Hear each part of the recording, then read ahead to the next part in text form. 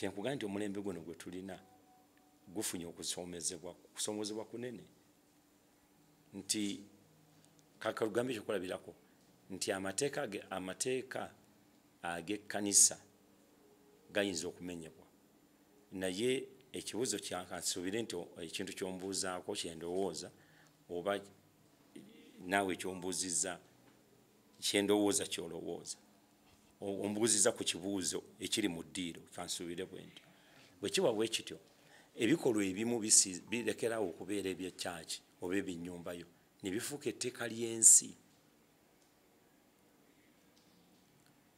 Era olaba ne Mukama waffe Yesu Kristo bali bamuwaayo, abaamuwaayo baali bannaddiini naye baddukira wa Kerode. Kerode naye n'agamba nti ate awo waatuuse Yesu yamaze okweyita Katonda, nze sikyakola ki sikyamusobola, mumutwale waani ewa Pontiato Pilato gye muba mumutwala. So wabawo amateeka ag'ensi agalina okuyingiramu mu buli mbeera, kubanga ekkanisa terina kukomera, ekkanisa terina magye, ekkanisa naye ekozesa sisitemu z'ensi. Kakati ebintu ebimu bifaana bwe bityo biba byetaaga tteeka eriri mu nsi abantu lye batambulirako. Kyendowooza nti ekkanisa ebeera n'amateeka yinza okuba nago naye ng'amateeka gaayo tegalaga wala nnyo. Ekyokubiri nti mu Uganda tulinamu eddembe ly'okusinza, bannayuganda tebakyerabira.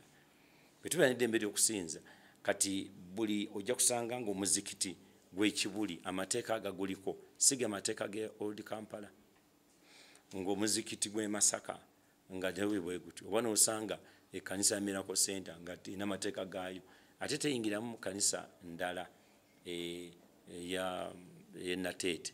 So olw'eddembe ly'okusinza abantu basinza nga bwe balaba. Kati amateeka ago gaba gagenda mu kyaki eyo, ndoza ekibuuzo ekyo kyetaaga kutwalira mu kyaki eyo n'obabuuza naye bannange mu amateeka gamwe galiwa basobola oku. I think yeetaaga kusabira, kwokusaba tusabye, naye era n'amateeka ag'ensi nago weegali. Kwegamba ekirungi yeetaaga kusabira. Ekikulu ennyo tuteeka emphasis ku muntu akoze ekintu ne twerabira abalala baleseewo. Omutima gwaffe tusabire omukyala we, tusabire abaana be, oba balowooza ki, oba bafumiitiriza ki, oba balya ki, oba kyekigenda mu maaso. Mukama atubeere, kyekiyinza okuga nti Mukama atubeere okusobola ntusobola okusigala ku mulamwa. Kyekyo si mateeka gokka naye n'abantu abakiraba. Bayibuli nawe yogera negamba nti emisingi bwe givaawo n'abatuukirivu baba tebakyalina kyakukola. Kasa mujjawo emisingi n'abatuukirivu baba bakyalina kye bayinza kukola. When the foundations are destroyed, the righteous will do nothing. So waliwo emisingi okuzimbibwa ebintu byonna. Kati egyo tulina okugirwanirira gireme kuvaawo, si mu kkanisa mukka, mu maka gokka, naye ne mu nfuga ne mu mbeera y'abantu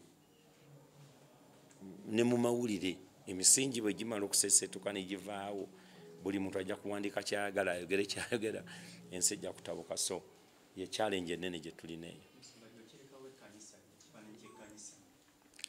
Ekkanisa nno, kkanisa ya Mukama waffe ebaddewo emyaka 2000. Ebikoleddwa bingi ebirala babikola ku Mukama waffe Yesu. Naye mwatu ekkanisa esigala eyimiridde era zigenda mu maaso, naye omulembe ogwo gwe gubonaabona. Omulembe ogwo gufuna abantu abatasobola kuyimirira ku kisuubizo kyabwe. Ate kasa ekisuubizo kyonna kifa, ekyomukisa omubi nti ne kifa eno, ekisuubizo ne kifa eno ewaffe. Kakati eri mu nsi oli agamba tombulira nakumbulira ekyo nange nkimenye. Kwegamba kyova olaba nti waliwo ebisuubizo, waliwo ebirayiro, ate waliwo n'amateeka. Kati ebyo bwe bimenyebwa ensi ebe Abaganda batuloga nti ente etambulira ku nnagalaale nti tokyalina kyoyinza kukwasa. So ekkanisa ya Kristo ye evaayo bulijjo kubanga ye terina buzibu, terina kyeyonoonye, naye omulembe gufuna okusoomoozebwa. Era ekinene ennyo, waliwo omuntu omwe yaŋŋambye n'agamba kati nange nina maama wange, kakati taata wange nakeera ku makya nakola eyo, maama wange mpulira ntya, nange naye banzaala oba mwannyinaze alina gye yafumbirwa nakeera ku makya nga bino byalimu, awulira atya? So it's a great challenge. Naye ekyokukola nti tusabe Katonda, ekisa kye kyamaanyi, ekisa kya Katonda kyamaanyi, kikola n'okusinga ebigambo ebyaffe. Kyamukisa mubi nti twesanze nga bye tuyigiriza si bye tukola. Obubaka bwange buli nti kiva mu kuva mu kwekyo okubeera ku mulamwa, okusesetuka okuva ku mulamwa. Tulaba Mukama waffe Yesu yayita Peetero ajja atambulire ku mazzi. Peetero ye muntu yekka gwe mmanyi yatambulirako ku nnyanja n'atambula ku mazzi.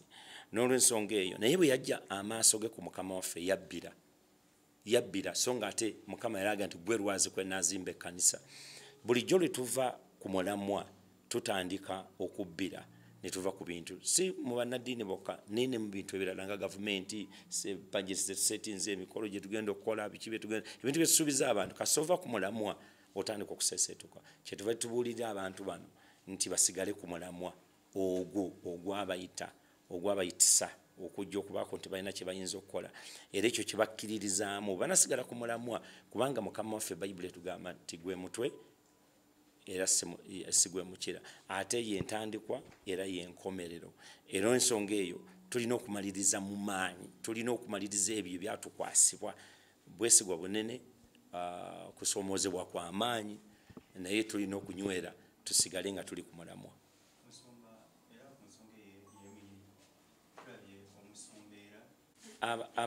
Okusoma kuno kulungi kubanga okusoma kwa Bayibuli yevaamu ebintu byonna bye tulina kaakati.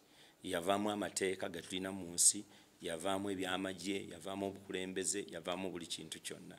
So nze nzikiriza nti okusoma kuno kwa buli kinnoomu, awulira nga asobola okujja n'abeera mu kusoma bw'aba nga akkiriza Mukama waffe Yesu, kubanga ebinaayigirizibwa bijja kubanga era bisinziira ku Mukama waffe Yesu. Naye ne bw'ojja obuzza okusoma biblical studies nga ze zikuleesa okusoma Bayibuli, kijja kukuyambako mu ngeri gy'okwatamu n'abantu, oba bakasitoma bo, oba abaana bo, oba n'ekitundu ky'okulembera, kubanga kikutondamu omutima ogumanya nti oli muweereza. First and foremost, toli wano kuweerezebwa, naye oli muweereza.